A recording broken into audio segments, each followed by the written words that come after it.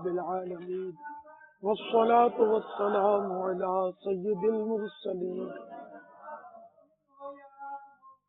أما بعد فأعوذ بالله من الشيطان الرجيم بسم الله الرحمن الرحيم الصلاة والسلام عليك يا رسول الله وعلى آلك وصحابك يا حبيب الله الصلاة والسلام عليك يا نبي الله وعلى آلك وصحابك يا نور الله. فرمان مصطفیٰ صلی اللہ تعالی علیہ وآلہ وسلم، مجھ پر درود شریف پڑھو، اللہ عز و جل تم پر رحمت بھیجے گا. صلو علی الحبیب صلی اللہ تعالی علی محمد. الحمدللہ عالمی مدنی مرکز فیضان مدینہ باب المدینہ میں مدنی مذاکرے کا سلسلہ ہے. آپ سوالات کیجیے، ہر سوال کا جواب وہ بھی بالصواب دے پاؤں یہ ضروری نہیں، من پڑا تو عرض کرنے کی کوشش کی جائے گی. بھول کرتا پائیں فوراً میری اصلاح فرمائیں. مجھے آئیں بائیں شائیں کرتا اپنے موقع پر بلا وجہ اڑتا نہیں، شکریہ کے ساتھ رجوع کرتا پائیں گے انشاءاللہ عز و جل. صلو علی الحبیب صلی اللہ تعالی علی محمد. آپ سے سوال عرض یہ ہے کہ آج کل عموماً دیکھا جاتا ہے کہ کھانے پینے کی اشیاء کو پلاسٹک کی تھیلی میں رکھا جاتا ہے اور پلاسٹک کے برتن میں کھانا گرم کرنا یا کھانا پینا یہ عام ہے. ماہرین کا یہ کہنا ہے کہ پلاسٹک کے اندر کچھ خطرناک کیمیکل ہوتے ہیں جو گرم ہونے پر کھانے میں شامل ہو جاتے ہیں، جو کہ مضر صحت ہوتے ہیں اور کچھ صورتوں میں خطرناک بیماریوں کا سبب بھی بنتے ہیں. آپ سے عرض یہ ہے کہ امت کی خیر خواہی کے لیے ایسی حکمت بھری باتیں بتائیں کہ ہم نقصانات سے محفوظ رہیں. دراصل بے احتیاطی کا دور ہے، معلومات کی بھی کمی ہے. اب یہ سائنسی ایجادیں ہیں. پہلے تو مٹی کے برتن، لکڑی کے برتن، پتھر کے برتن، نہ جانے کیا کیا استعمال ہوتا تھا. اب وہ جدت ہے کہ اس کے سائیڈ افیکٹ تو عام طور پر ہوتے ہیں کیمیکلز کے. تو ابھی انٹرنیٹ کی جو تحقیقات ہے وہ میں پیش کروں گا. اس کے علاوہ کوئی حل بھی نہیں ہے اس کا. یہ جو بھی ماہرین محققین جو ہوتے ہیں وہ اپنی معلومات فراہم کرتے ہیں، اسی سے بات ہو سکتی ہے. اب ان کی ریسرچ کے مطابق پلاسٹک کے برتن میں کھانے سے 2007 عیسوی میں ایک ایسا سلسلہ ہوا تھا کہ ہزاروں جانور مر گئے. ہو سکتا ہے ایسا کیمیکل اس میں آ گیا ہو پلاسٹک کے جو جانوروں کے استعمال میں ہوتا ہو. 2008 عیسوی میں ایک ملک کی نجی یعنی پرائیویٹ کمپنی نے پلاسٹک کے رنگ برنگی پیالے بنائے جن کے استعمال سے 6 اموات اور 50,000 سے زیادہ لوگ گردے کی پتھری یا گردے کی بیماری کی وجہ سے ہاسپٹلائز ہو گئے. پلاسٹک کے اندر میلامین نامی ایک کیمیکل ہوتا ہے کہ اگر اس میں گرما گرم کھانا ڈالا جائے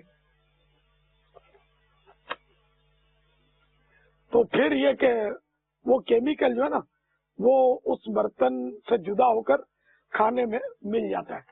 گرم پانی ڈالا، گرم کھانا، گرم چائے، تو گرمی سے وہ جدا ہوتا ہے اور وہ شامل ہو جاتا ہے غذا میں، پیٹ میں جاتا ہے تو گردے کی بیماری اور گردے کی پتھری وغیرہ کا وہ سبب بنتا ہے. ایک اور کیمیکل بھی اس میں ہوتا ہے، وہ پولینل کلورائڈ. یہ کیمیکل بھی پلاسٹک کے اندر ہوتا ہے جو گرم ہونے پر کھانے میں شامل ہو جاتا ہے اور اس سے جو بیماریاں ہوتی ہیں وہ بھی سن لیجئے. جلد کی بیماریاں جیسے خارشیں، پھوڑے، پھنسیاں، بدہضمی، السر، پیٹ کے اندر زخم، گردے کی بیماری، بانجھ پن، آج آپ عام طور پہ سنتے ہوں گے عام شکایت ہے کہ اولاد نہیں ہے، اولاد نہیں ہے، تو یہ بانجھ پن بھی ہوتا ہے اس سے، اور کینسر بھی اس کا تحفہ ہے پلاسٹک کے برتنوں کا. وہی کہ گرم چیز اس میں ڈالی تو آپ دہی رکھ دیں کسی پلاسٹک کے برتن میں، 1-2 دن رکھے، اس کو رکھا رہنے دیں، آپ کو پتا چل جائے گا، اس کا کلر اتر جائے گا کہ کچھ کم ہو جائے گا کلر، اور دہی میں شامل ہو جائے گا. اب یہ پھر دہی کے ساتھ کہاں جائے گا؟ جائے گا تو پیٹ میں. تو اب وہ گرم غذا سے اترا یا کھٹائی سے اترا، وہ جو کیمیکلز ہیں وہ گئے تو پیٹ میں نا. اب انہوں نے تو اپنا جو بھی اثر دکھانا ہے. اب ہم کریں کیا؟ اب یہ پلاسٹک کی تھیلیاں ہوتی ہیں، پلاسٹک کی تھیلیوں میں آج کل وہ چائے، پارسل چائے تو پلاسٹک کی تھیلی میں دیتے، دہی پلاسٹک کی تھیلی میں، اور بھی پلاسٹک کی تھیلی میں. وہ ہوٹل سے بھی کھانا لاؤ اگر تو گرما گرم کھانا وہ پلاسٹک کی تھیلیوں میں ہی ڈال کے وہ دیتے ہیں. ہم اپنا برتن لے کر تو جانے سے سب سے یعنی کہ سائنسی اعتبار سے ان برتنوں میں بے ضرر برتن مانا جاتا ہے یہ اسٹین لیس اسٹیل کا برتن. اب وہ کہاں کا لیے پھر آدمی. اور مٹی کا برتن اب تو وہ کلچر سے نکل گیا، ورنہ مٹی کے برتن سے بہتر کون سا برتن ہو سکتا ہے کہ پیارے آقا صلی اللہ تعالی علیہ وآلہ وسلم کہ یہاں بھی مٹی کے برتن ثابت ہیں، صحابہ کرام کا استعمال ثابت، اور یہاں تک در مختار کے حوالے سے غالباً جو اپنے گھر کے لیے مٹی کے برتن بنواتا ہے، فرشتے اس کی زیارت کو آتے ہیں، تو مٹی کے برتنوں کی ترغیب بھی موجود ہے. لیکن یہ ہمارے یہاں نہیں چل سکتے.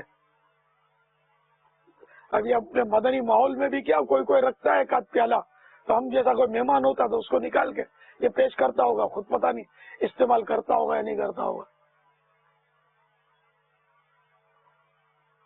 بعض کرتے بھی ہوں گے لیکن ان کی تعداد گنتی کے برابر. تو یوں مطلب یہ کہ اب وہ خوبصورت دیدہ زیب یہ پلاسٹک کے برتن جو ہوتے ہیں یہ بڑے خطرناک صحت کے لیے. جیسا کہ ابھی آپ نے سنا، ایک اور اخباری رپورٹ کے مطابق کسی شہر میں بال گرنے والوں پر تحقیق کی گئی کہ بال اتنے کیوں جھڑتے ہیں. تو اس بیماری کے شکار کیا جب بلڈ ٹیسٹ کیا گیا بال گرنے والوں کا تو 92% بال جھڑنے کے مریض ایسے نکلے کہ جن کے خون کے اندر پلاسٹک موجود تھا. کوئی پلاسٹک برتنوں کا استعمال تو سبھی کر رہے ہیں، تقریباً کوئی بھی نہیں بچ رہا. تحقیق کے مطابق 1000 مریضوں کے خون کا نمونہ لیا گیا، جن میں 430 خواتین، 430 عورتیں اور 570 مرد شامل تھے. ان افراد کے ٹیسٹ سے یہ بات سامنے آئی کہ ان کے خون میں بی پی اے یہ کیمیکل ہے موجود تھا، جو ایک سینتھیٹک مرکب ہے جو مختلف قسم کے پلاسٹک کے برتن وغیرہ بنانے میں استعمال ہوتا ہے. جبکہ ان مریضوں میں زیادہ تر وہ لوگ شامل تھے جو مختلف دفاتر یعنی آفیسز میں کام کرتے ہیں اور دن میں 4 سے 6 مرتبہ کھانے اور پینے میں پلاسٹک کے برتن یا پلاسٹک کی تھیلیاں استعمال کرتے ہیں. اب دیکھ لیں پلاسٹک کی تھیلیوں میں ہی سب کچھ ہماری غذائیں گرما گرم، قورمے، بریانیاں سب پلاسٹک کی تھیلیوں میں پیک ہو کر یہ ہوٹل سے پارسل ملتی ہے. تحقیق کے سربراہ کا کہنا ہے کہ پلاسٹک یعنی BPA نہ صرف بالوں کو نقصان پہنچاتا ہے بلکہ یہ عنصر دل کی بیماریوں کا باعث بھی بنتا ہے، جبکہ 70% میٹابولک کی خرابی کا آغاز بالوں کے گرنے سے ہوتا ہے۔ ان کا کہنا تھا کہ بچوں کے ٹفن سے لے کر پانی کی بوتلوں، چائے کے کپ اور مائکرو ویو اوون کا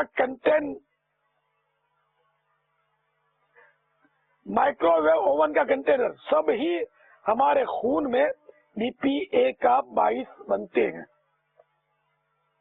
اس لیے ضروری ہے کہ پلاسٹک کے برتنوں کی جگہ اسٹیل، شیشے اور سیرامکس کے برتنوں کا استعمال کیا جائے۔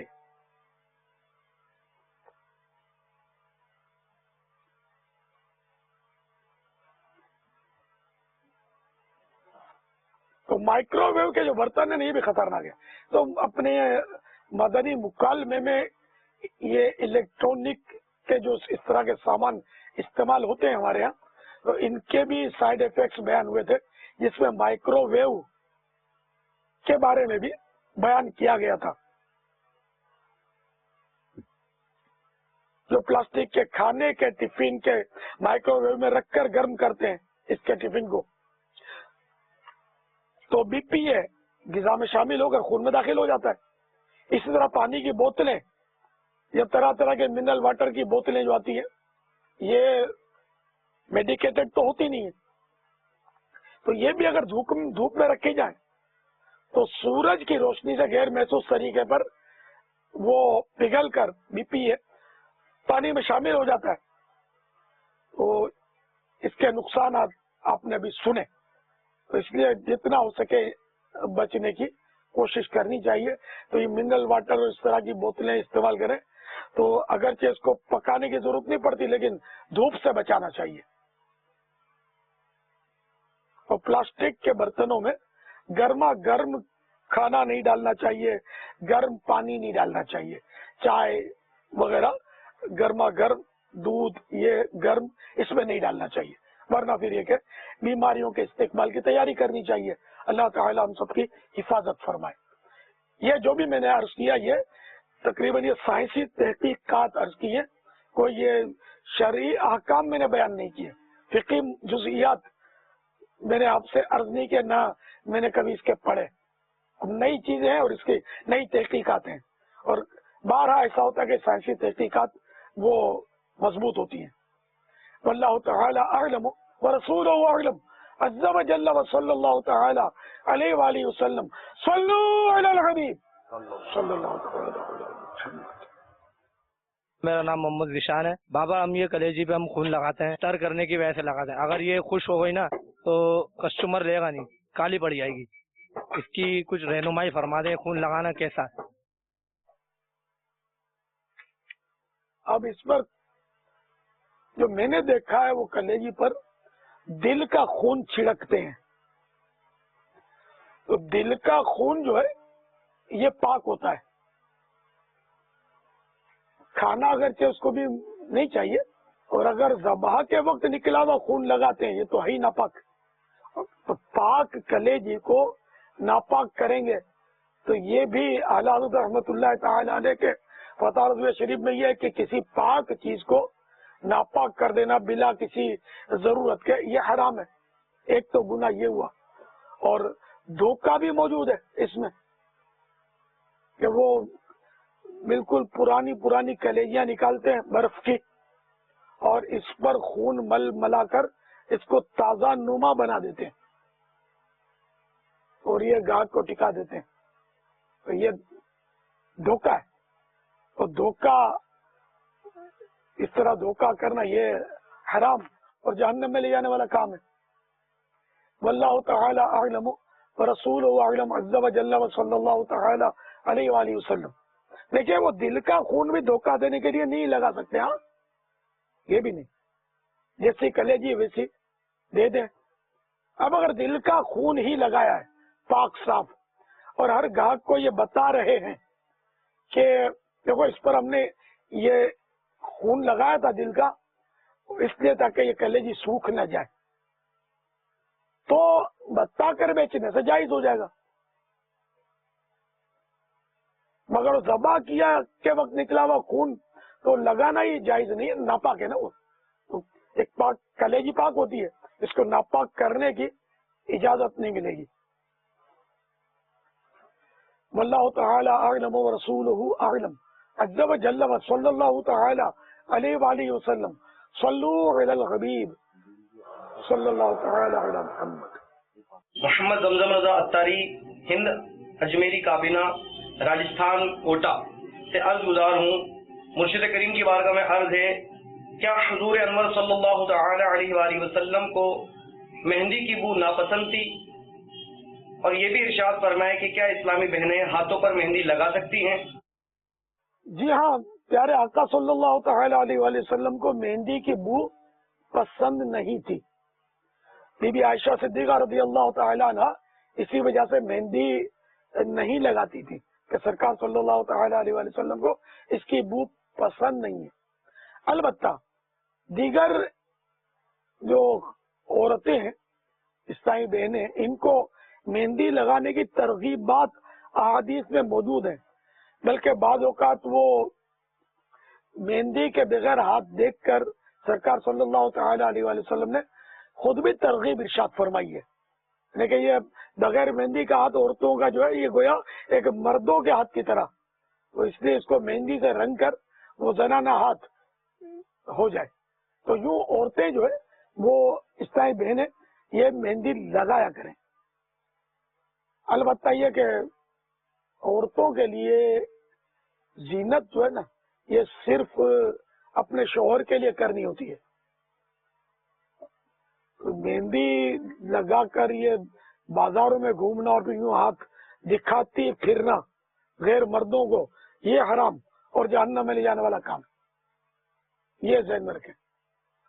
یہ دکھانے کا تو اتنا، یہ بچے ظاہر ہے کہ گھر والوں سے ہی سیکھتے ہوں گے، چھوٹی بچیاں میں نے دیکھا ہے کہ مہندی لگائیں گی نا تو وہ بھی اسٹائل سے ہاتھ رکھیں گی، کپڑا اونچا کر لیں گی، دوپٹے سے چھپنے نہیں دیں گی چھوٹی بچیاں، اگر دوپٹہ نصیب بھی ہے تو کسی طرح بھی اظہار کرتی ہیں کہ کوئی میں نے کہ واہ بولے،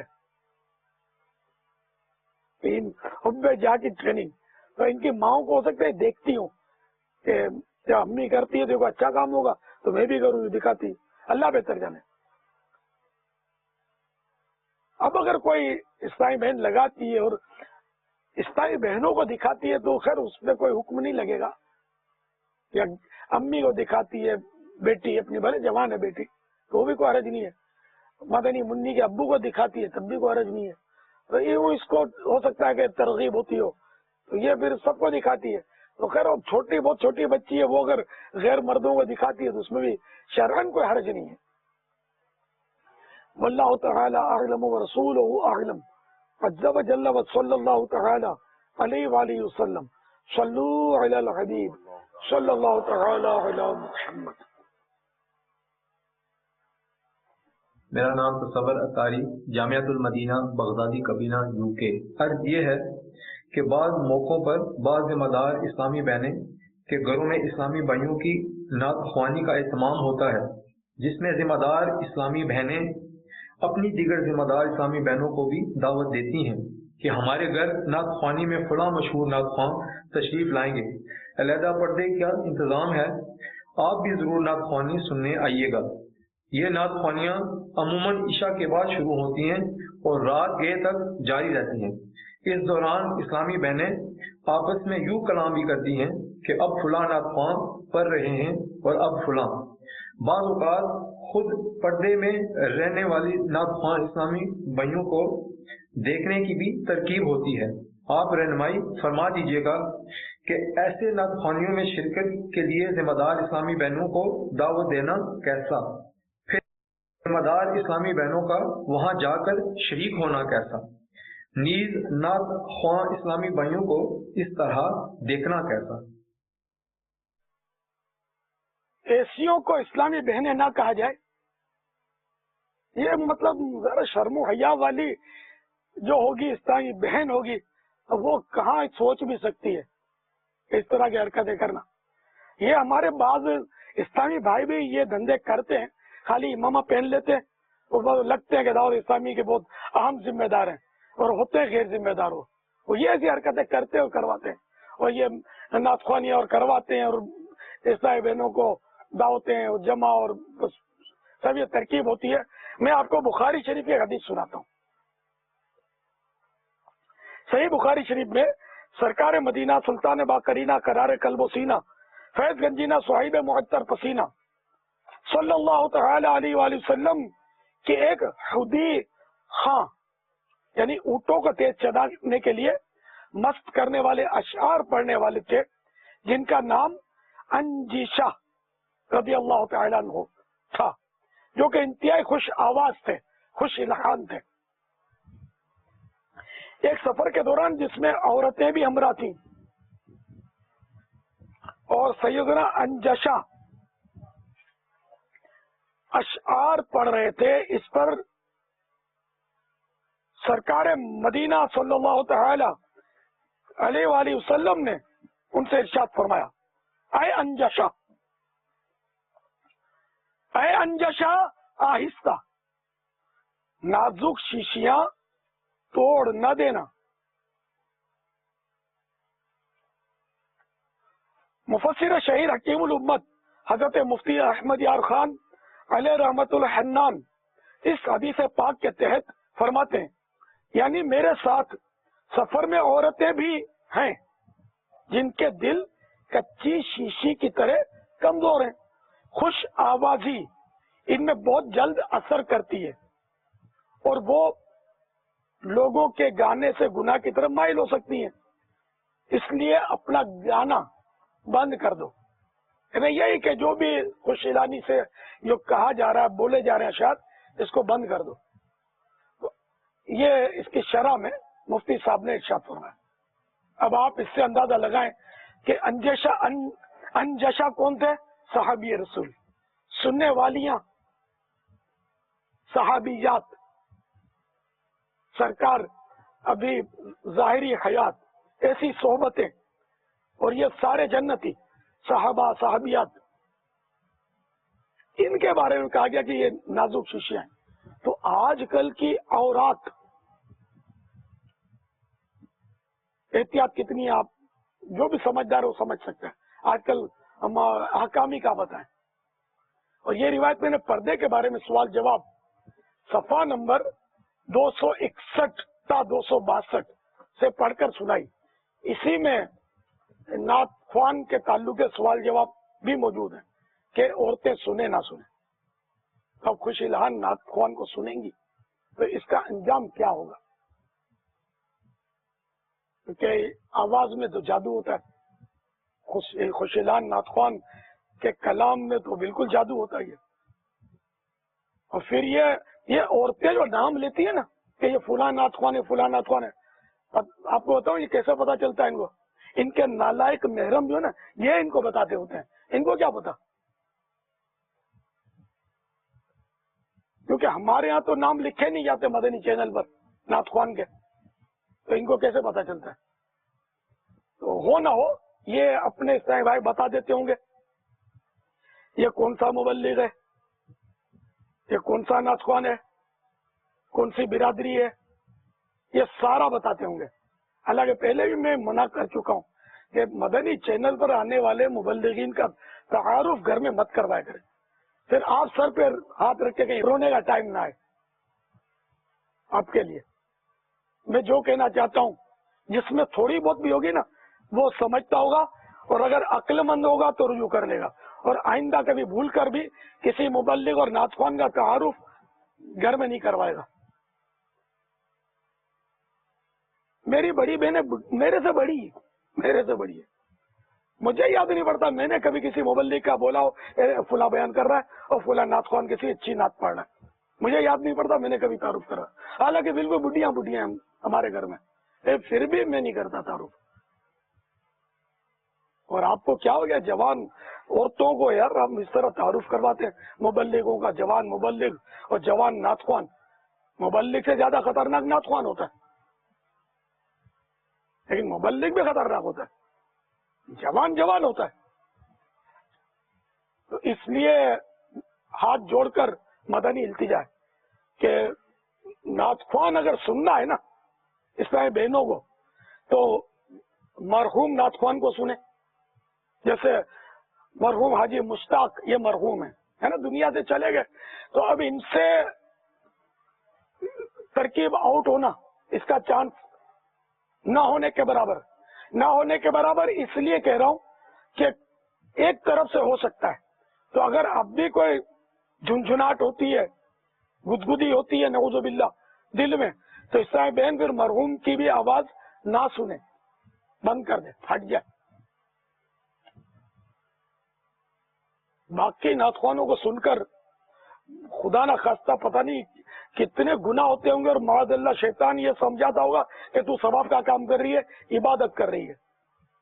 حالانکہ یہ نعت شریف سننا پڑھنا یہ سب مستحب کام ہے, اور خود کو ایسے یعنی کہ گناہ پر پیش کرنا معاذ اللہ. اور اگر شہوت آتی ہو پھر بھی سننا, پھر تو حرام اور جہنم میں لے جانے والا کام ہو گیا یہ نعت سننا بھی اس صورت میں.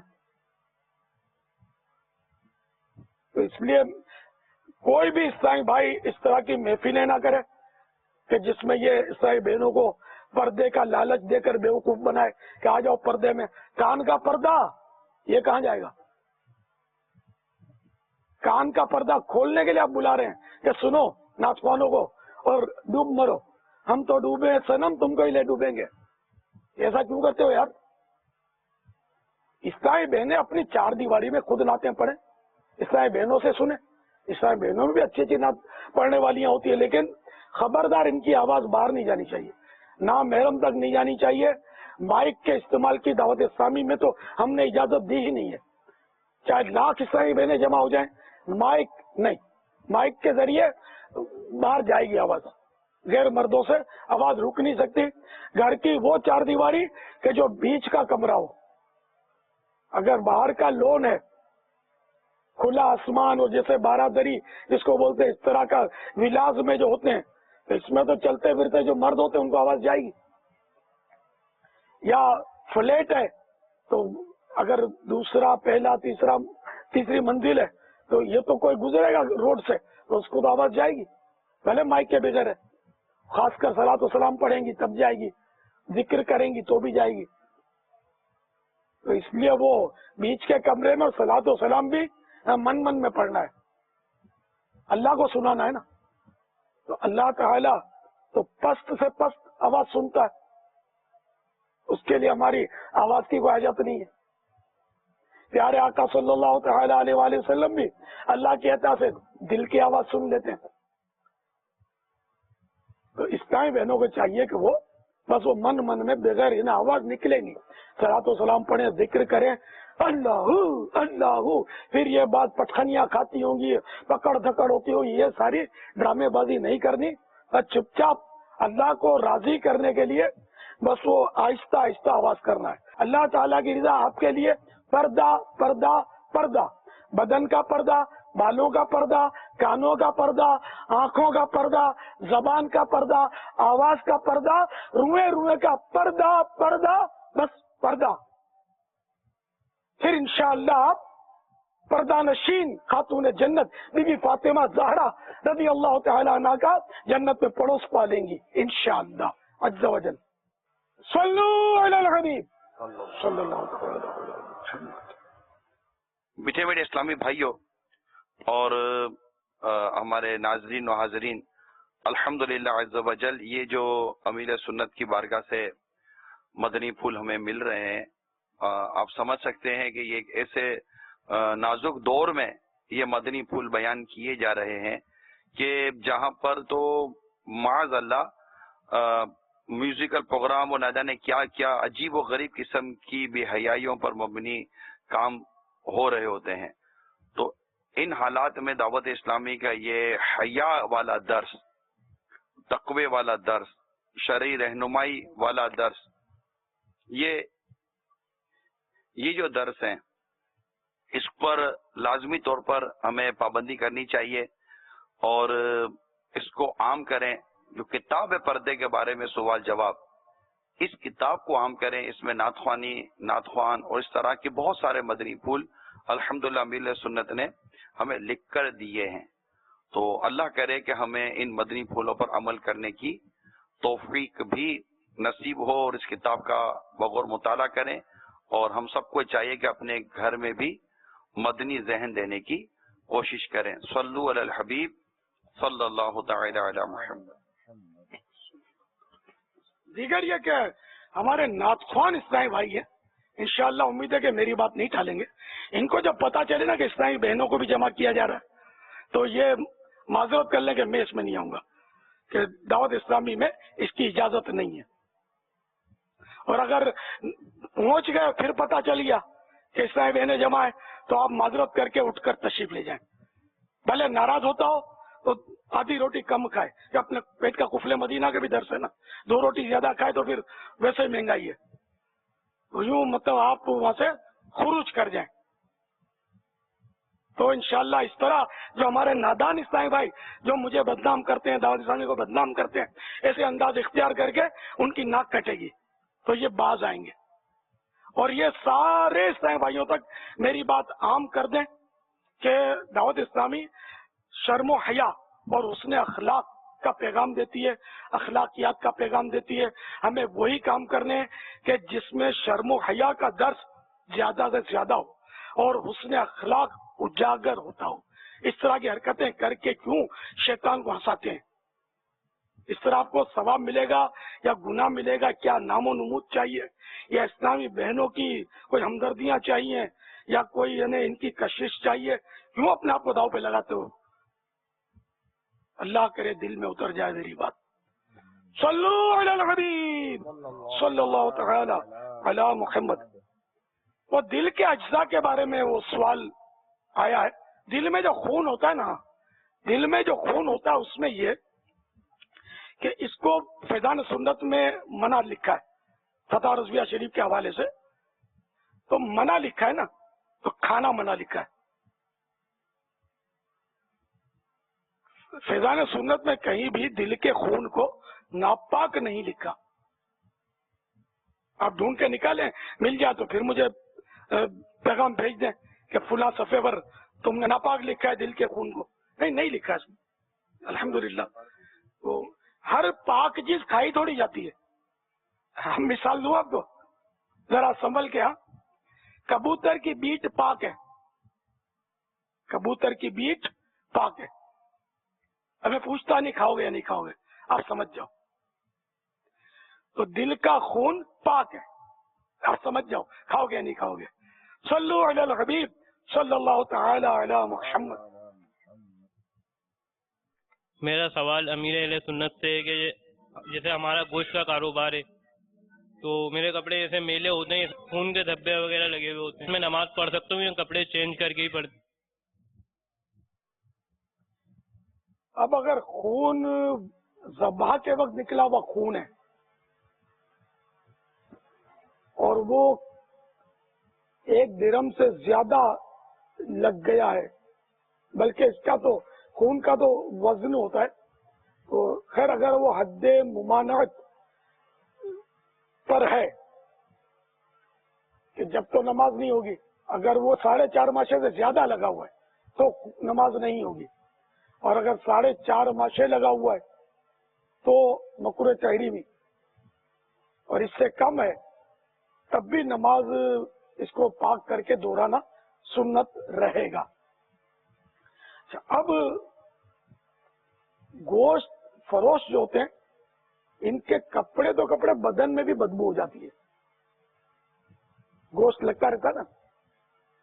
تو ایسی حالت میں اگر جیسے آپ کپڑے میں ناپاک نہیں ہے لیکن یہ بدبو ہے، کپڑے میں، بدن میں، یا منہ سے بدبو آ رہی ہے یا پسینے کی بدبو آ رہی ہے، تو ایسی صورت میں مسجد میں داخل ہونا یہ حرام ہے.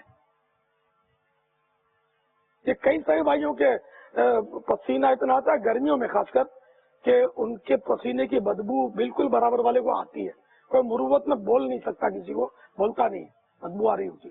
ان کو پتا بھی ہوتا ہے بعض اوقات کی بدبو آ رہی ہے، لیکن یہ باز نہیں دیتے. इनको चाहिए कि ये गोश्त फरोश हो, मछली फरोश हो, ये पसीने के बदबूदार जो लोग होते हैं, बेचारों को आती है, मजबूरी है, इनके आती है बदबू, तो इसका ये हल निकालें। जैसे कि नहाने से अगर बदबू चली जाती है तो अच्छी तरह मल मसल के नहाया करें नमाज से पहले। सिर्फ कपड़े बदल देने से बदबू चली जाती है तो कपड़े बदलने, नहाने से भी नहीं जाती, कपड़े बदलने से भी नहीं जा रही। तो अब ये कि बॉडी स्प्रे आते हैं, खुशबू लगा ले, कुछ भी स्प्रे कर ले। तो मस्जिद में जाना है तो बदबू जो है ना ये नहीं आनी चाहिए। कोई भी ऐसी हिकमत अमली करे जिससे बदबू ना आए, वरना फिर मस्जिद में आएगा तो गुनाहगार होगा। ये मसला ऐसा है कि जरा दिल को चोट तो करता है, लेकिन क्या करूं। मेरे पास आते हैं पसीने की बदबूदार मुलाकात के लिए मस्जिद में, मुंह से बदबू आ रही होती, आते हैं। खासकर एहतिकाफ में ज्यादा बदबू हो जाती है मुंह में, क्योंकि सफाई नहीं करते, खाते हैं और पड़े रहते हैं। सफाई करनी चाहिए, वुजू खाने पर गुंजाइश तो होती है सफाई करने की। मस्जिद के अंदर जो वुजू खाने होते हैं वहाँ सफाई कर सकता है। पांचों वक्त अच्छी तरह खूब मिसवाक करे, हर खाने के बाद मिसवाक करे, कुल्लियां करे, टूथ पिक से दांतों में जो कुछ भरा हुआ वो निकालता रहे तो बदबू नहीं होगी मुंह में। फिर भी अगर बगैर चबाए खाने की आदत है, निगलने वाला है और डट के खाता है, खूब पेट भर गया तब भी उंडेलता और धकेलता रहता है पेट में, तो फिर अंदर ये अनाज सड़ता है, फिर बदबू निकालेगा। तो फिर ये कि पेट का भी इलाज करना पड़ेगा।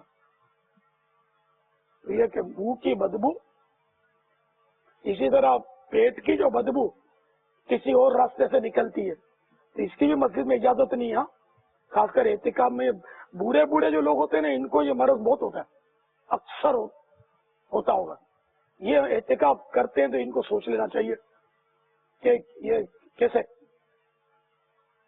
करें एहतिकाफ। जो मस्जिद में रहो, मस्जिद के आदाब भी जानता हूँ। मैंने कभी जिंदगी में मस्जिद नबी शरीफ वगैरह में एहतिकाफ नहीं किया। तो अब यार उधर जाकर कैसे मतलब उसको निभाऊंगा मैं।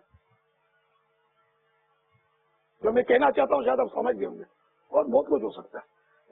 नहीं, अपनी हिम्मत नहीं होती। अब जितना दिल जमई हो, बंदा बैठा रहे, हाजिरी दे, सलाम अर्ज करे, अब बाहर। हाँ, अगर वाकई जो जैसे मैंने कहा कि पेट को अपने सेट रख सकता है, कोई इसी जरूरत नहीं पड़ती इसको, ना मुंह से बदबू आती है ना कहीं और से बदबू आती है। बेशक मस्जिद नबी शरीफ का एहतिकाफ बहुत बड़ी सआदत है, अगर किसी को नसीब हो जाए इन आदाब के साथ। हमारे यहाँ तो मतलब जिसको देखो, तो इसी तरह आम मस्जिदों का भी अदब, जैसे मैंने कहा ना, तो ऐसा बंदा जिसको गैस्ट्रिक है, ये मरज है, उसको एहतिकाफ नहीं करना चाहिए। जिसके मुंह में बदबू आती है, पसीने में बदबू आती है, उसको भी मस्जिद में दाखिला ही, उसके लिए तो जब बदबू आती है दाखिला ही जायज नहीं। वो एहतिकाफ कैसे करेगा? 10 दिन या 1 महीने तक पड़ा रहेगा तो बदबू के बपके उड़ा कर फरिश्तों को अजियत देता रहेगा, सवाब कहां से लाएगा?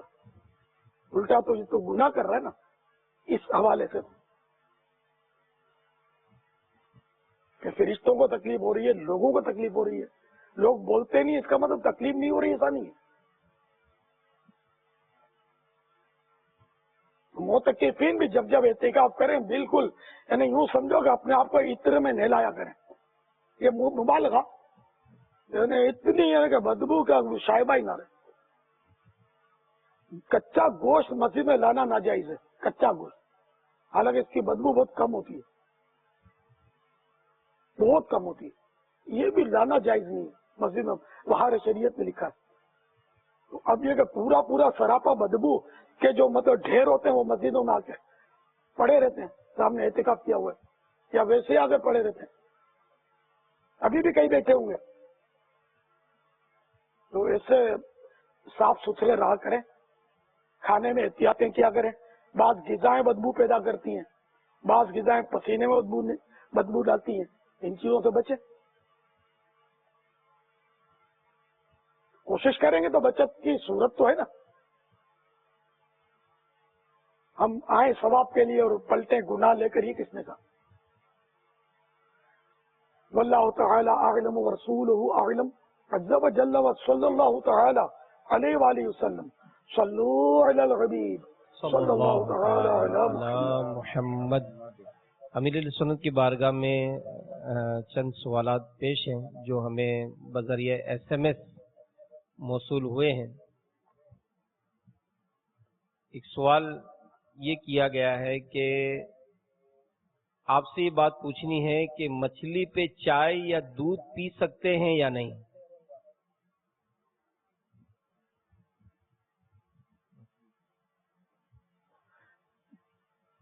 چائے کا تو پتہ نہیں ہے مجھے، دودھ کا یہ ماہرین نے منع کیا ہے۔ یہ ایک عربی مقولہ بھی کسی بزرگ کا سنا تھا میں نے، لا تأکل السمک مع اللبن، یعنی کہ مچھلی اور دودھ ایک ساتھ استعمال مت کرو، تو اس سے جلدی امراض یعنی کہ اسکن پرابلمز ہو سکتے ہیں۔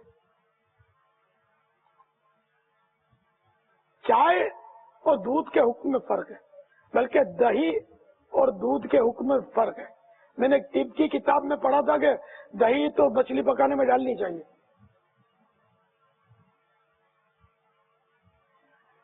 دودھ اور جس کو دودھ بولتے ہیں وہ سب سمجھتے ہوں گے، دودھ کس کو بولتے ہیں، دہی کس کو بولتے ہیں، چائے کس کو بولتے ہیں۔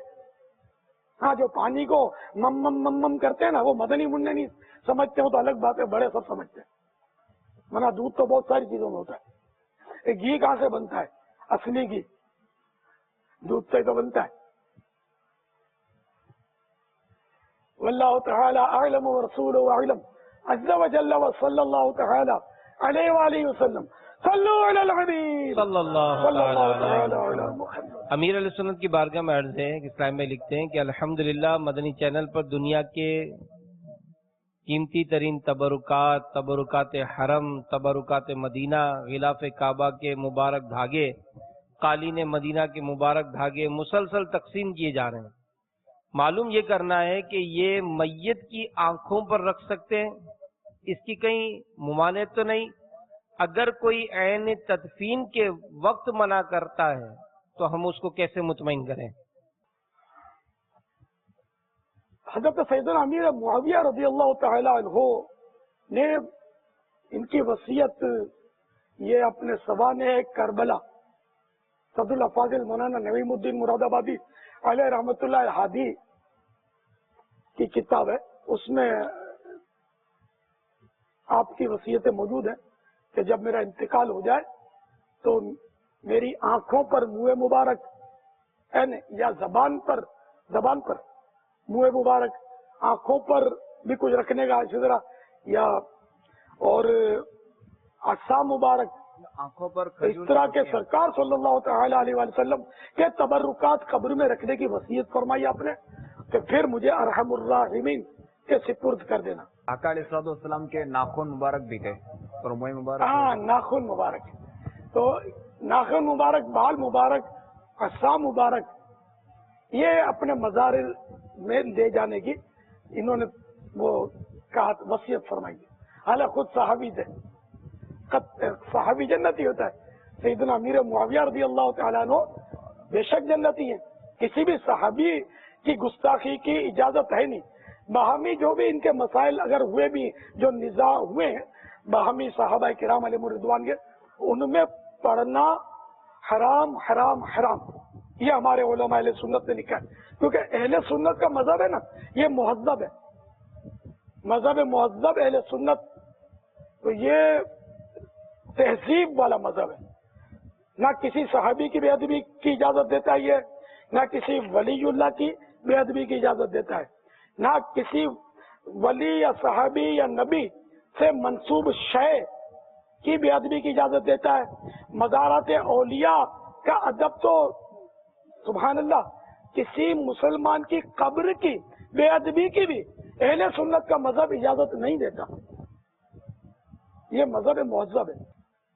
تو بہرحال یہ کہ جب ایسا جنتی صحابی بھی اپنے ساتھ تبرکات لے جاتا ہے तो बहरहाल ये कि अपने साथ ये तबर्रुकात, ये गिलाफ काबा के धागे हैं, जैसे किसी ने अगर आंखों पर रखा, मरहबा, शरअन इसमें कोई हरज नहीं। वल्लाहु तआला अअलम व रसूलुहु अअलम अज़्ज़ा व जल्ल व सल्लल्लाहु तआला अलैहि व आलिहि वसल्लम। सल्लु अलल हबीब सल्लल्लाहु तआला। पापा ये क्या है, आप ये खाओगे? इंशाअल्लाह। और इसका फायदा? ये पुदीना है और ये भी अल्लाह की बहुत बड़ी नेमत है, इससे कई बीमारियों का इलाज हो सकता है, खासकर ये पेट के लिए बड़ा मुफीद है। इन्हें पेट के जरासीम मात आई है, बीमारियों के जो पेट के अंदर होते हैं। और ये अगर किसी को कहे आए तो ये कुछ पत्ते चबा कर निकल ले तो इंशाल्लाह कहे, वॉमिट है ना, ये बंद हो जाएगी। और बदहज़मी में भी फायदा करता ही है। और अगर किसी को पायरिया हो जाए इसमें भी मुफीद है। ये पेट के निजाम को जो है, इसको डाइजेस्टिव सिस्टम को ये मतलब दुरुस्त करता है। सल्लु अलल हबीब सल्लल्लाहु तआला अला मुहम्मद। बाबुल मदीना से शाकिर अली अत्तारी पूछते हैं कि मस्जिद या मदरसे की दीवार पर पैनाफ्लेक्स लगाना या कील ठोकना कैसा है?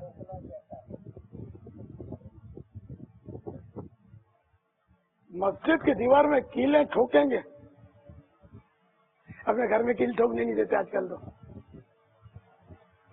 मक्का मुकर्रमा ज़ादल्लाह शरफ़ों व ताज़ीम में बहुत साल पहले की बात है, हम किसी होटल में ठहरे थे और होटल में जो मालिक तो कोई और था, लेकिन एक बाबुल मदीना का एक नौजवान था, वैसे बहुत मोहब्बत भी करने लगा था वो। तो अब उसमें कोई कील लगी भी नहीं थी जिसमें कोई चीज आदमी टांगे।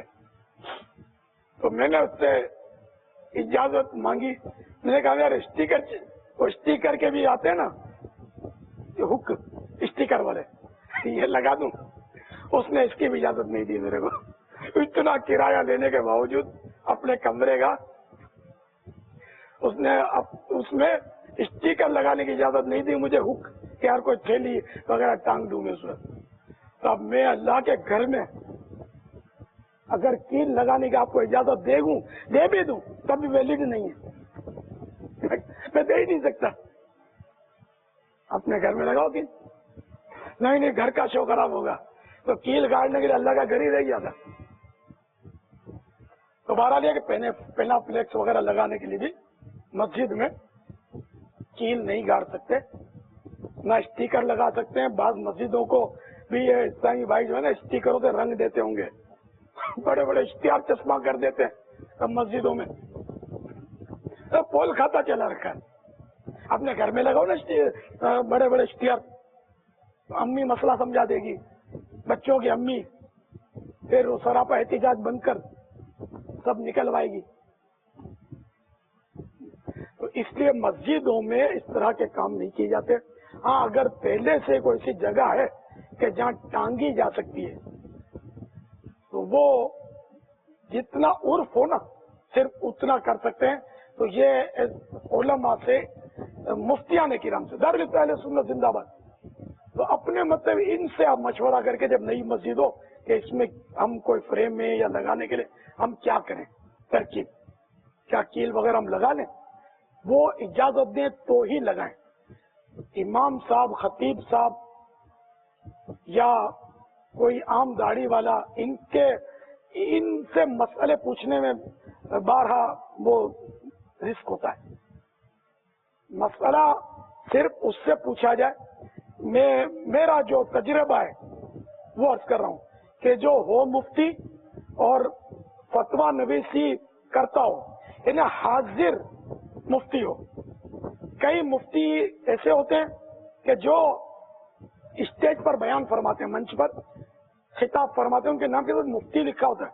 अब मैं वो मुफ्ती है नहीं है, मैं इस पर कोई कलाम नहीं करता, लेकिन उनसे मसला नहीं पूछना, इनको बेचारों को शर्मिंदा नहीं करना। जबकि इन्होंने फतवा नवीसी छोड़ चुके हैं, क्योंकि ये इल्म है, ये छोड़ देने से ये चला जाता है। जब तक इल्म को पकड़ ना रखो ना, और वो भी मजबूती के साथ, तो वो पास रहता नहीं है।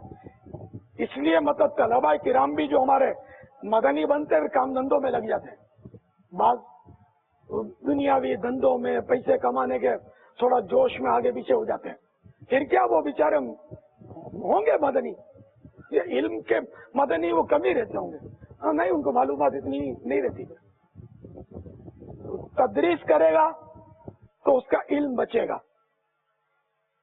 अल मदीनतुल इल्मिया जैसे शोबे में चला जाएगा, इल्म दीन का काम करेगा तो वो बच जाएगा।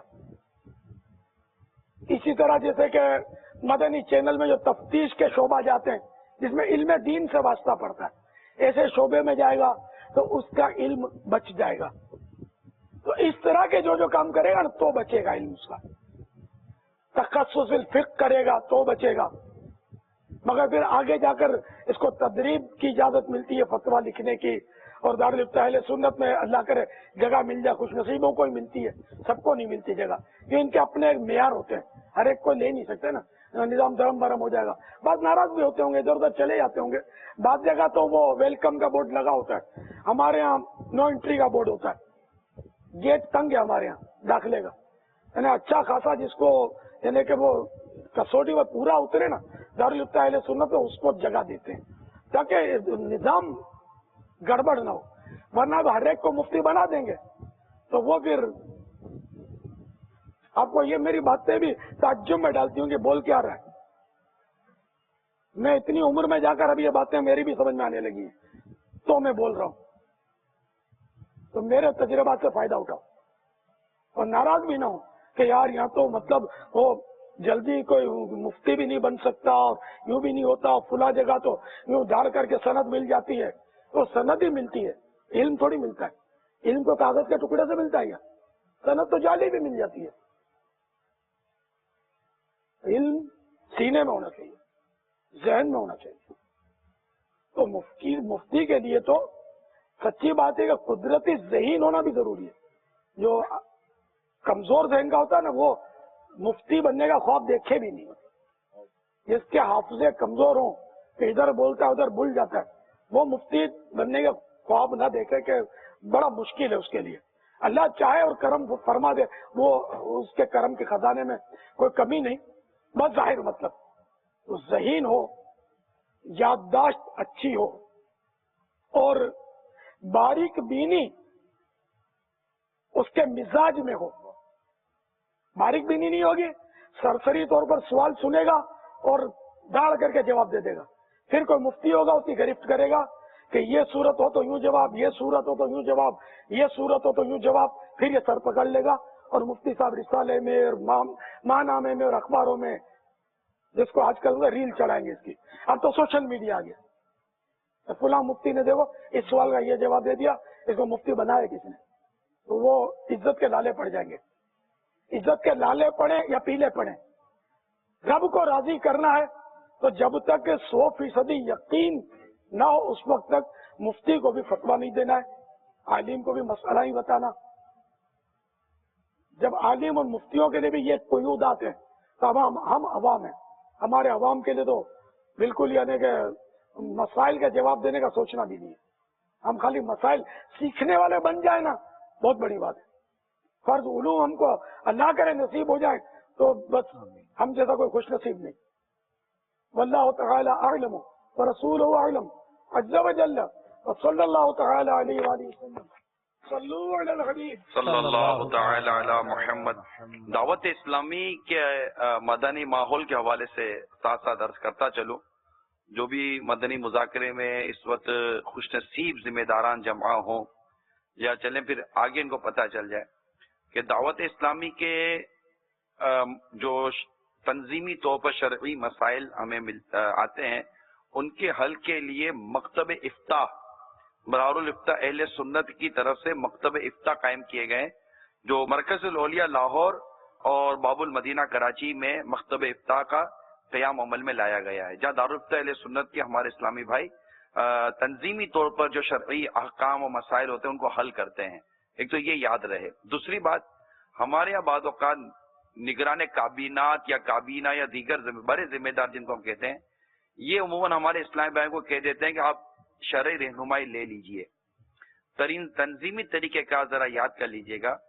شرعی رہنمائی آپ لیں گے، جو ہمارے جو ذمہ داران ہیں، اراکین شورا لے لیں، نگران کابینات یا نگران کابینہ لے لیں، آپ شرعی رہنمائی کے لیے مکتب افتاء کے اسلامی بھائی سے رابطہ کریں کہ ہمارا یہ مسئلہ ہے، اور وہ اپنا نمائندہ، پھر آپ اپنا نمائندہ بھیجیں، اور مکتب افتاء کے اسلامی بھائی آپ کو جواب ارشاد فرمائیں گے کہ اس کا یہ نہیں یہ حل ہے، اور اس کے مطابق پھر آپ نے اس کو عملی جامہ پہنانا ہوتا ہے.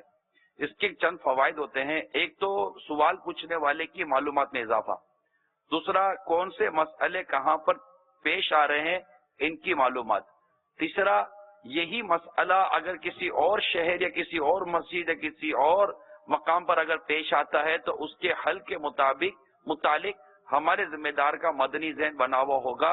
اس کے فوائد الگ ہیں. لہذا یہ انداز مکتب افتاء کو بھی یہی مطلب عرض کیا گیا ہے کہ وہ نگران کابینات یا نگران کابینات سے براہ راست رابطہ رکھیں گے. وہ پھر اپنا نمائندہ نگران کابینات چاہے وہ مسجد کے سطح پر ہو یا شہر سطح پر، علاقائی سطح پر ہو، وہ ان کے ذریعے ہوگا. لیکن نگران کابینات یا کابینہ یا رکن شورا کا اس معاملے میں انوالو ہونا، یہ تنظیمی طریقہ کار تمام ذمہ داران اس کو یاد رکھیں. انشاءاللہ عز و جل علم اور عمل میں برکت، اضافہ، مفتیان کرام کے ساتھ رابطہ اور دعوت اسلامی کے مدنی کاموں کو آگے شرعی قیودات کے ساتھ چلانے کا مدنی ذہن بنتا چلا جائے گا. صلو علی الحبیب صلی اللہ تعالی علی محمد. مکتبۃ المدینہ نے کتاب اللہ والوں کی باتیں جلد 5 یہ شائع کر دی ہے. سبحان اللہ، مرحبا. اللہ والوں کی باتیں جلد 5 یہ شائع ہو چکی ہے. اس کا ہدیہ 260 روپیہ ہے. 260 روپے میں یہ کتاب جو ہے یہ ضرور حاصل فرمائیں. اور بالخصوص ہمارے وہ اسلام بھائی جو اپنے گھروں میں مدنی لائبریری قائم کر رہے ہیں تو وقتاً فوقتاً مکتبۃ المدینہ سے شائع کردہ کتابیں، رسالے یہ بھی ہاتھوں ہاتھ لے لیں تاکہ آپ کی مدنی لائبریری جو ہے یہ اپ ڈیٹ رہے. سبحان اللہ. مجھے ہاتھوں ہاتھ دے دیں. لبیک. مدینہ مجھے ہاتھوں ہاتھ دے دیں.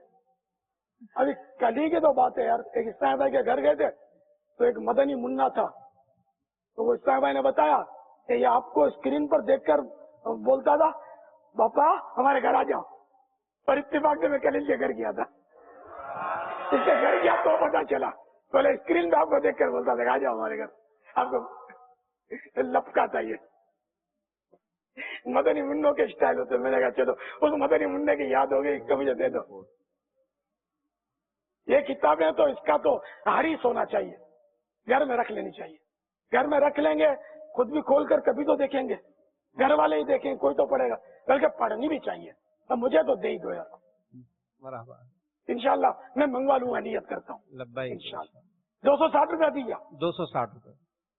تو کون کون یہاں کوئی ہے خریدنے والا بھائی نیت کرے؟ بہت پیاری کتاب ہے اور نگران شورا کافی اس سے بیانات کرتے ہیں، بہت مواد ملے گا انشاءاللہ اس میں. یہ مستند کتاب مانی جاتی ہے. کتابوں میں اس کے حوالے دیے جاتے ہیں. یہ پرانے دور کی کتاب ہے. 430 مستند بزرگ ہیں ان کی کتاب ہے. یہ ہے حلیت الاولیاء. جی یہ علماء کے نزدیک مشہور کتاب ہے اور اس کا حوالہ بڑی بڑی کتابوں میں علماء لکھتے ہیں اس کو، اور یہ مستند مانی جاتی ہے. بے شمار حکایات اس میں، بے شمار احادیث، صحابہ کرام، تابعین، تبع تابعین کے حالات، اولیاء کرام کے حالات ہیں اس میں.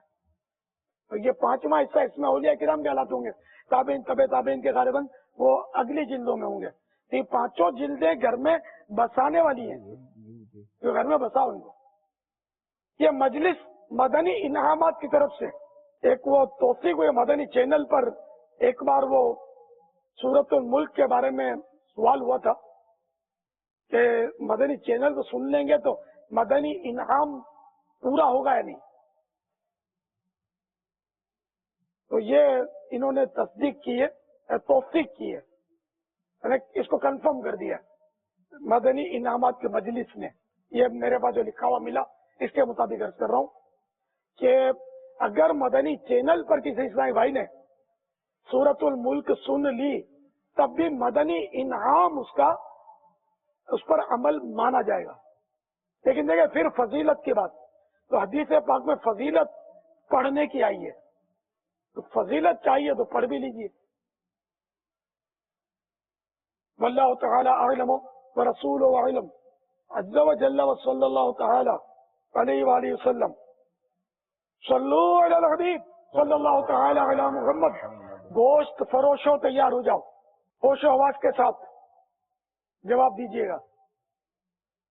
बाद सहाबा किराम अलैहिमुर रिदवान ने भी गोश्त फरोशी फरमाई है। किसी एक सहाबी का नाम बताइए जो गोश्त फरोश थे, कस्साब का पेशा जिन्होंने किया, एक नाम, सिर्फ गोश्त फरोश जवाब देंगे।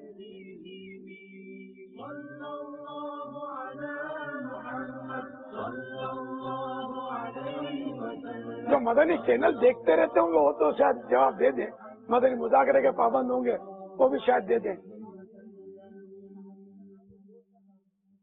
अब वो दीवाना ले आया है ना सबको, इसकी भी कसौटी है कि गोश्त फरोश कितने लाया, जिनमें तो कोई जवाब भी तो दे। कभी अगर फिर नहीं बोलना कि हमको शफकत नहीं मिली। आपको पूरा मतलब सवाल पूछा, आपको सवाल किया और आपको मदनी चेक भी दिया जाएगा दुरुस्त जवाब देने पर इंशाअल्लाह।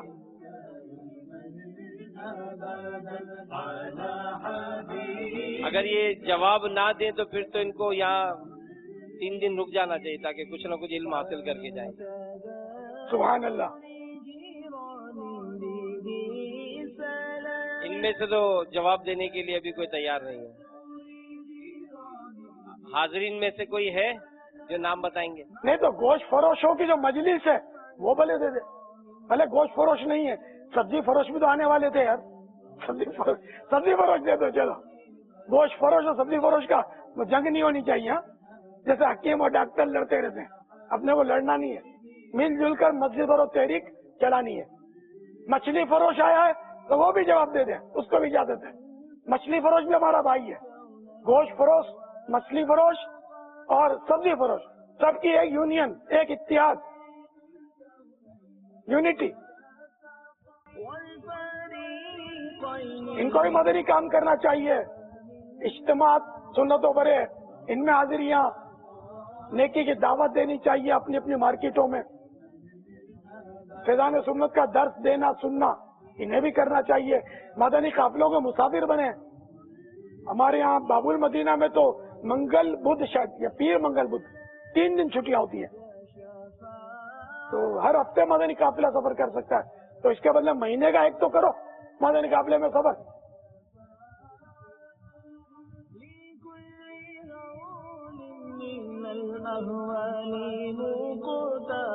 हमारी मजलिस के एक इस्लाम में कोशिश कर रहे हैं जवाब देने की, इंशाअल्लाह।